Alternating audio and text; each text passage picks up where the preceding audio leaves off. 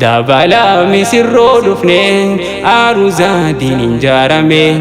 jaalalleen wal dheeboteen hawwi isaaniitu dhugoomeen baaganuuf gammaddan jannaan qaacalee ililli birraa amanii fi samiiraansaa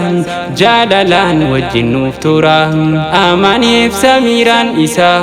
jaalalaan wajjin nuuf tura. Dabala misirroo dhufnee aaruzaa diiniin jaarameen jaalalleen wal dheeboteen hawwi isaaniitu dhugoomeen baaganuuf gammaddan jannaan qaacalee ililli birraa amanii fi samiiraansaa jaalalaan wajjin nuuf tura amaniif samiiraan isaa jaalalaan wajjin nuuf tura. Gammachuu fakkii hin qabne waliif isin qoodee hireen nama jaalala jalqabe duraan wal jaalachaa ture warra qalbii waliif buute jaalala irratti wal bare raawwii jaalala isaanii booddeessi fuudhaan xumure maalumaatu isaaf hafe nama jaalala jammare osoo rabbittiin diilawin halaaliin bultiitiin jaare warra rabbi waliif dhufe jiruusaa rabbiin gargaare jiru jaalala jiraatan hin beekuu takka hiraare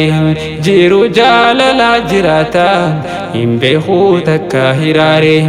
akkuma wal argataniin rabbiin isin gammachiise dhandhamaa jiru imaana bareedaa isin dhandhamsiise rizqii bal'oo fi ilmaanii waa hunda isin caalchise rabbiin isiniif haa kennu waliin isin jiraachise rabbiin isiniif haa kennu waliin isin jiraachise. Dabala misirroo dhufnee aaruzaa diiniin jaarameen jaalalleen wal dheeboteen hawwi isaaniitu dhugoomeen baaganuuf gammaddan jannaan qaacalee ililli birraa amanii fi samiiraansaa jaalalaan wajjin nuuf tura amaniif samiiraan isaa jaalalaan wajjin nuuf tura. Jaalalaan jalqabaa dura bareeddee boodammoo fooynee urgoytuu qulqulluu dhugaa tan jibbaadhaan hin laaqamne akka isin lamaan jidduu shakkiin takka hin uumamne shayxaanaa jinnii fi insi hundaaf akkan booji'amne goolii gamlachuu jabeessaa eegaa akka shawwaadamne wal duuba hin dhugoomsina osoo dubbii waliin himne yoo takka rakkoon argame osoo hiitan hin laalamne murtii jaalala irrisu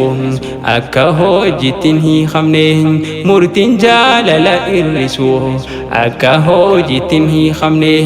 wal duuba hin dhugoomsina osoo dubbii waliin himne yoo tasaa rakkoon argame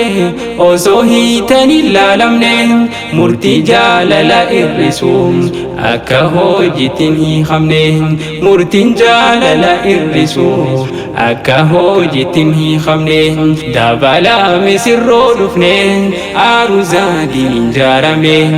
jaalalleen wal dheeboteen hawwi isaaniitu dhugoomeen baaganuuf gammaddan jannaan qaacalee ililli birraa amanii fi samiiraansaa jaalalaan wajjin nuuf tura.